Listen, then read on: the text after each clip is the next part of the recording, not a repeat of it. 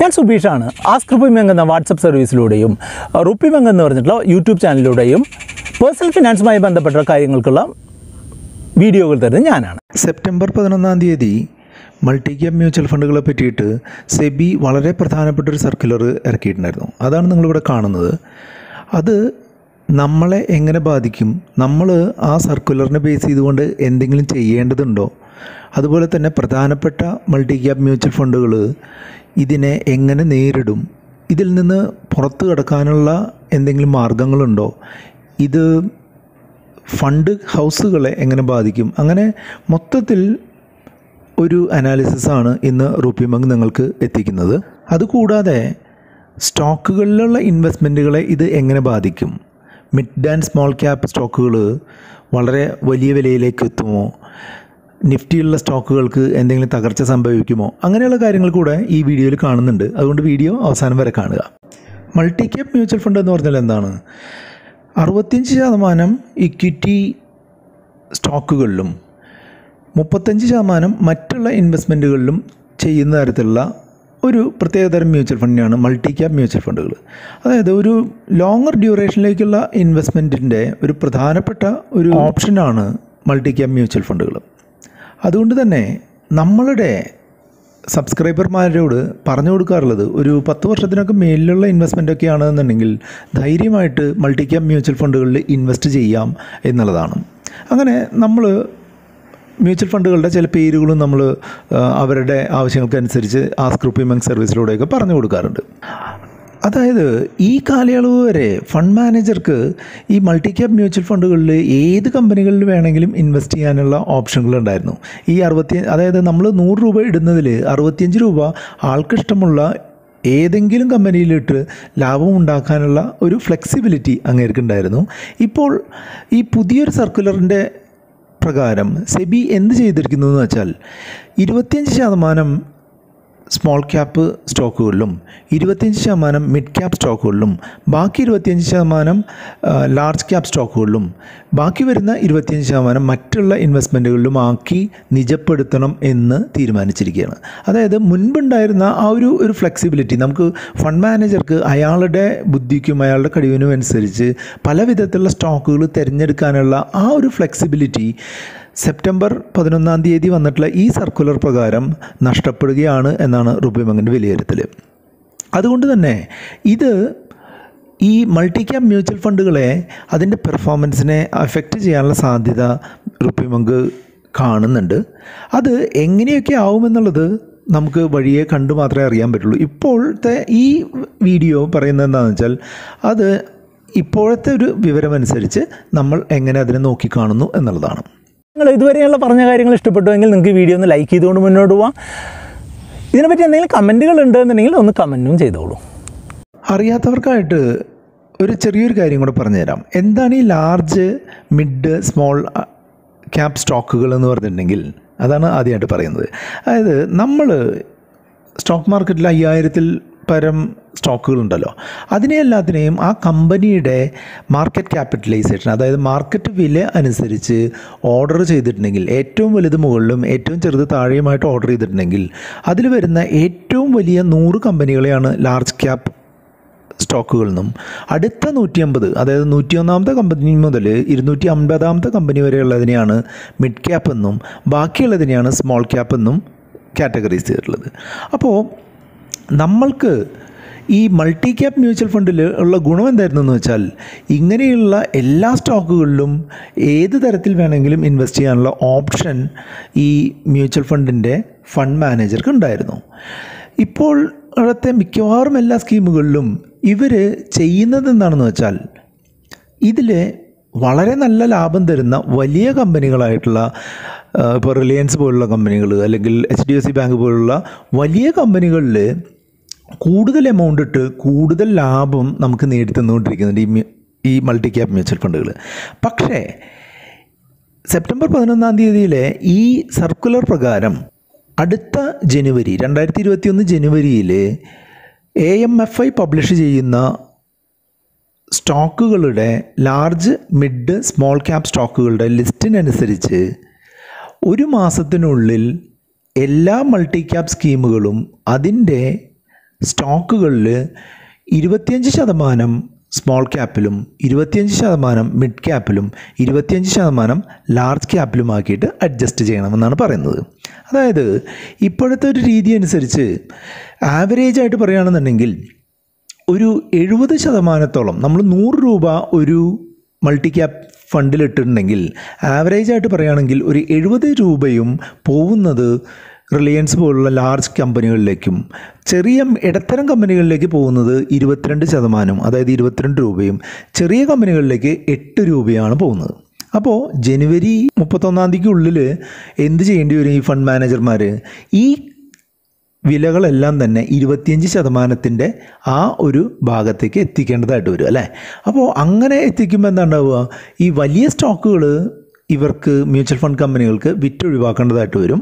ചെറിയ സ്റ്റോക്കുകൾ, ഇടത്തരവും ചെറുതുമായിട്ടുള്ള സ്റ്റോക്കുകൾ കൂടുതൽ വാങ്ങേണ്ടതായിട്ടും വരും. അപ്പോൾ സ്വാഭാവികമായിട്ടും നിങ്ങൾ വിചാരിക്കും ഇത് വലിയൊരു മാറ്റം ഉണ്ടാക്കില്ലേ എന്ന്. ഇപ്പോഴത്തെ ഒരു കണക്കനുസരിച്ച് മൾട്ടി ക്യാപ്പ് ഫണ്ടുകളിലുള്ള മൊത്തം ഇൻവെസ്റ്റ്മെൻറ്റ് 1.46 ട്രില്യൺ, സ്ക്രീനിൽ കാണുന്ന പോലെ 1.46 ട്രില്യൺ ആണ് ഇപ്പോഴത്തെ മൾട്ടി ക്യാപ്പ് ഫണ്ടുകളുടെ ആസ്തി. അതിൽ നമ്മളുടെ ഒരു കണക്കനുസരിച്ച് ഏകദേശം 30,000 കോടി രൂപ മിഡ് ആൻഡ് സ്മോൾ ക്യാപ്പ് സ്റ്റോക്കുകളിലേക്ക് അടുത്ത കുറച്ച് മാസങ്ങൾക്കുള്ളിൽ ഈ ഫണ്ട് മാനേജർമാർ മാറ്റേണ്ടതായിട്ട് വരും. അത് മിക്കവാറും എവിടെ നിന്നാണ് മാറുക? ഈ നിഫ്റ്റിയിലുള്ള അല്ലെങ്കിൽ പ്രധാനപ്പെട്ട 100 സ്റ്റോക്കുകളിൽ നിന്നായിരിക്കും മാറുക.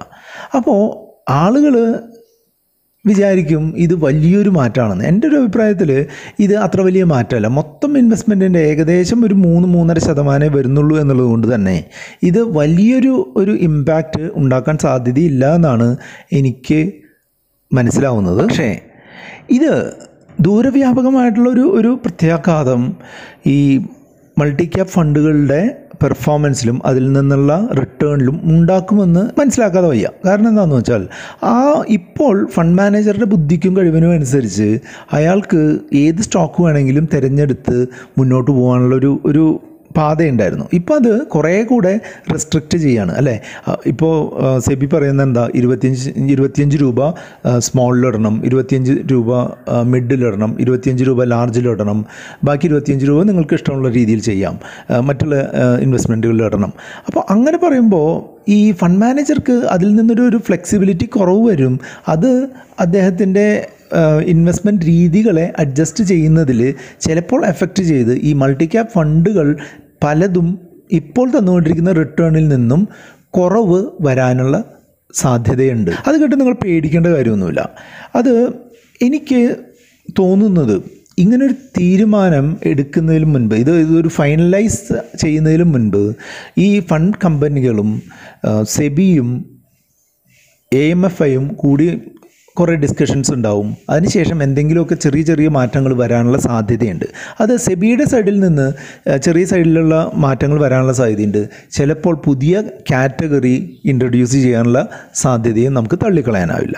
ഫണ്ട് ഹൗസും ചില കാര്യങ്ങൾ ചെയ്യാനുള്ള സാധ്യത നമ്മൾ കാണുന്നുണ്ട്. നമ്മളിപ്പോഴുള്ള ഇൻവെസ്റ്റർമാരെ സംരക്ഷിക്കാനായിട്ട് ഇനി ഈ ഫണ്ട് ഹൗസുകൾ എന്തൊക്കെ ചെയ്യാം എന്ന് നമുക്ക് നോക്കാം. ആ ഫണ്ടുകളെ എങ്ങനെയെങ്കിലും അഡ്ജസ്റ്റ് ചെയ്യുക എന്നുള്ളതാണ്. ഫണ്ടുകളെ അഡ്ജസ്റ്റ് ചെയ്യുക എന്താണ്? ഇപ്പോൾ ലാർജ് ക്യാപ്പിലുള്ള സ്റ്റോക്കുകളെ കുറച്ച് വിറ്റ് നല്ല സ്മോളും മിഡ് ക്യാപ്പുമായിട്ടുള്ള സ്റ്റോക്കുകൾ ആഡ് ചെയ്യുക എന്നുള്ളതാണ് ഫണ്ട് ഹൗസുകൾ ചെയ്യാൻ സാധ്യതയുള്ള ഒരു കാര്യം. അതാണ് ഏറ്റവും സ്ട്രെയിറ്റ് ഫോർവേഡ് ആയിട്ടുള്ള കാര്യം.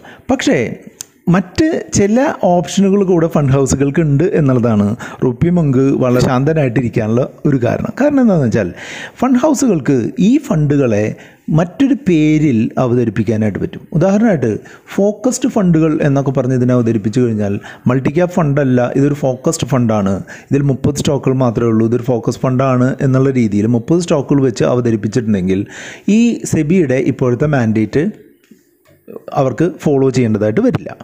അതുപോലെ തന്നെ ഇതിനെ ഒരു വാല്യൂ ഫണ്ടായിട്ടാണ് നമ്മൾ കാറ്റഗറൈസ് ചെയ്യുന്നത് എന്ന് ഫണ്ട് ഹൗസുകൾ ക്ലെയിം ചെയ്യുകയാണെന്നുണ്ടെങ്കിൽ വാല്യൂ ഫണ്ടായിട്ട് ഫോളോ ചെയ്യുന്ന ഫണ്ടുകൾക്ക് ഈ മൾട്ടി ക്യാപ്പ് ഫണ്ടിൻ്റെ രീതികൾ ഫോളോ ചെയ്യേണ്ട കാര്യമില്ല. അപ്പോൾ ഫണ്ട് മാനേജർക്ക് എന്ത് പറയാം? ഈ ഫണ്ടിനെ ഫോക്കസ്ഡ് ഫണ്ടോ വാല്യൂ ഫണ്ടോ ഒക്കെ ആയിട്ട് വളരെ എളുപ്പത്തിൽ മാറ്റാനും സാധിക്കും. പിന്നെ മറ്റൊരു ഓപ്ഷൻ ഉള്ളത് എന്താണെന്ന് വെച്ചാൽ ഇങ്ങനെ മാറ്റുമ്പോൾ ഒരു ഫണ്ട് ഹൗസിന് ഒരു തരത്തിലുള്ള ഒരു ഫണ്ട് മാത്രമേ പാടുള്ളൂ എന്നുള്ളൊരു നിയമമുണ്ട്. അങ്ങനെ വരുമ്പോൾ ഓൾറെഡി ഉള്ള ഒരു ഫണ്ടായിട്ട് ഇത് മെർജ് ചെയ്ത് പോകാനുള്ള സാധ്യതയുണ്ട്. അങ്ങനെയൊക്കെ ഫണ്ട് ഹൗസുകൾ നമ്മളെപ്പോലുള്ള ഇൻവെസ്റ്റർമാരെ അങ്ങനെ വഴിയിൽ ഇറക്കി വിട്ട് പോകാനുള്ള സാധ്യത കാണുന്നില്ല. കാരണം എന്താ, നമ്മളാണ് അവരുടെ ബിസിനസ്. അതുകൊണ്ട് തന്നെ നമ്മൾ ഇതിൽ നിന്നൊന്നും പാനിക്കാവേണ്ട കാര്യമില്ല എന്നുള്ളതാണ് RupeeMonkന് നിങ്ങളോട് പറയാനുള്ളത്. ഇപ്പോഴത്തെ സമയത്ത് നിങ്ങളുടെ മ്യൂച്വൽ ഫണ്ട് നാളെ അങ്ങ് ചെന്ന് വിറ്റ് കളയാനൊന്നും നിൽക്കണ്ട. പുതിയ ഫണ്ടുകൾ വാങ്ങാനും ഇപ്പോൾ തൽക്കാലം നിൽക്കണ്ട. ഈ കാര്യങ്ങൾ ഒന്ന് ശാന്തമാവുന്നത് വരെ നമ്മൾ എങ്ങനെയാണോ ഇൻവെസ്റ്റ് ചെയ്തത് അതുപോലെ തന്നെ ഇൻവെസ്റ്റ്മെൻറ്റ് കണ്ടിന്യൂ ചെയ്യുക. നിങ്ങൾ ഈ ഇപ്പോഴത്തെ ഫണ്ട് മാനേജറുടെ പെർഫോമൻസിൽ ഫണ്ട് മാനേജർ ചെയ്യുന്നത് നന്നാവും എന്ന് ഉള്ളൊരു കോൺഫിഡൻസ് ഉണ്ട് എന്നുണ്ടെങ്കിൽ ഈ ഫണ്ട് മാനേജർക്ക് 1-2 വർഷം കൂടെ പെർഫോം ചെയ്യാനുള്ള ഒരു അവസരം കൊടുക്കാം നിങ്ങൾക്ക്. ഇനിയിപ്പോൾ അതല്ല, നിങ്ങൾക്ക് ഈ മൾട്ടി ക്യാപ് ഫണ്ടുകളിൽ മിഡും സ്മോളുമായിട്ടുള്ള സ്റ്റോക്കുകൾ വരുമ്പോൾ ഉണ്ടാകുന്ന റിസ്ക് നിങ്ങൾക്ക് താങ്ങാൻ സാധിക്കുന്നില്ല എന്നുണ്ടെങ്കിൽ നിങ്ങൾക്ക് ലാർജ് ആൻഡ് മിഡ് ക്യാപ്പ് പോലുള്ള ലോ റിസ്ക് ആയിട്ടുള്ള അല്ലെങ്കിൽ ലാർജ് ക്യാപ്പായിട്ടുള്ള റിസ്ക് കുറഞ്ഞ ഫണ്ടുകളിലേക്ക് നിങ്ങൾക്ക് മാറാം. അങ്ങനെ എന്തെങ്കിലും സപ്പോർട്ട് വേണമെന്നുണ്ടെങ്കിൽ നിങ്ങൾക്ക് ആസ്ക് RupeeMonk സർവീസിനെ സമീപിക്കാം. നമ്മളതിനുള്ള സജഷൻസ് തരാനായിട്ട് ശ്രമിക്കാം. നിങ്ങൾ പാനിക്കായിട്ട് ഇപ്പോൾ തന്നെ പോയി ഇത് വാങ്ങുകയോ വിൽക്കുകയോ ഒന്നും ചെയ്യരുതെന്ന് പറയാനുള്ള കാരണം എന്താണെന്ന് വെച്ചാൽ, ഈ അസറ്റ് മാനേജ്മെൻറ്റ് കമ്പനികൾ സെബിയുമായിട്ടും AMFയുമായിട്ടും മീറ്റിങ്ങുകൾ നടക്കാൻ പോകുന്നേ ഉള്ളൂ. ആ ഡിസ്കഷനുകളിൽ എന്തെങ്കിലുമൊക്കെ ചെറിയ അഡ്ജസ്റ്റ്മെൻറ്റുകൾ വരും. അതിന് ശേഷം നമ്മളുടെ അസറ്റ് മാനേജ്മെൻറ്റ് കമ്പനി, അതായത് ഇപ്പോൾ HDFCയോ അല്ലെങ്കിൽ പരാഗ് പരീക്കോ അല്ലെങ്കിൽ കൊട്ടക്കോ, അവർ ഒരു സ്റ്റേറ്റ്മെൻറ്റ് ഇറക്കും ഓരോ ഫണ്ടുകളെയും പറ്റിയിട്ട്. അത് കേട്ടതിന് ശേഷം മാത്രം എന്തെങ്കിലും തീരുമാനം എടുക്കുക. ഇനി നിങ്ങളൊരു സ്റ്റോക്കിൽ ഇൻവെസ്റ്റ് ചെയ്യുന്ന ആളാണെന്നുണ്ടെങ്കിൽ നിങ്ങൾക്കിതൊരു ഓപ്പർച്യൂണിറ്റി ആയിട്ട് കരുതാം എന്നാണ് എനിക്ക് തോന്നുന്നത്. അതായത് നിങ്ങൾ ഇപ്പോൾ വിൽക്കാനായിട്ട് ഉദ്ദേശിക്കുന്ന ഏതെങ്കിലും സ്റ്റോക്കുകളുണ്ട് എന്നുണ്ടെങ്കിൽ ആ സ്റ്റോക്കുകൾ നിങ്ങൾ ഉദ്ദേശിക്കുന്ന വിലയിലാണ് എന്നുണ്ടെങ്കിൽ നിങ്ങൾക്ക് വിൽക്കാം. പുതിയ സ്റ്റോക്കുകൾ ഏതെങ്കിലും വാങ്ങാൻ നിങ്ങൾ ഉദ്ദേശിച്ചിട്ടുണ്ട്, ആ വിലയിലേക്ക് ഇത് താഴ്ന്നു വന്നു കഴിഞ്ഞാൽ നിങ്ങൾക്കത് വാങ്ങുകയും ചെയ്യാം. അടുത്തതായിട്ട് നമ്മൾ ഈ സെക്ഷനിൽ പറയുന്നത് പ്രധാനപ്പെട്ട 2 മൾട്ടി ക്യാപ് ഫണ്ടുകൾ ഈ പ്രശ്നങ്ങളെ എങ്ങനെ അഭിമുഖീകരിക്കാൻ സാധ്യതയുണ്ട് എന്നുള്ളതാണ് പറയുന്നത്. PPFASൻ്റെ ലോങ് ടേം ഇക്വിറ്റി, അതായത് പരാഗ് പരീക്കിൻ്റെ ലോങ് ടേം ഇക്വിറ്റിയിൽ ഇപ്പോഴത്തെ അവസ്ഥ അനുസരിച്ച് 100 രൂപ ഇൻവെസ്റ്റ് ചെയ്യുന്നതിൽ 37 രൂപ ലാർജ് ആയിട്ടുള്ള കമ്പനികളിലും 16 രൂപ മിഡ് ആയിട്ടുള്ള കമ്പനികളിലും 13 രൂപ സ്മോൾ ആയിട്ടുള്ള കമ്പനികളിലാണ് പോകുന്നത്. ബാക്കി 27 രൂപ ഫോറിൻ കമ്പനികളിലും 7 രൂപ ക്യാഷും അതുമായിട്ട് ബന്ധപ്പെട്ടിട്ടുള്ള കാര്യങ്ങളിലുമാണ് ഇൻവെസ്റ്റ് ചെയ്യുന്നത്.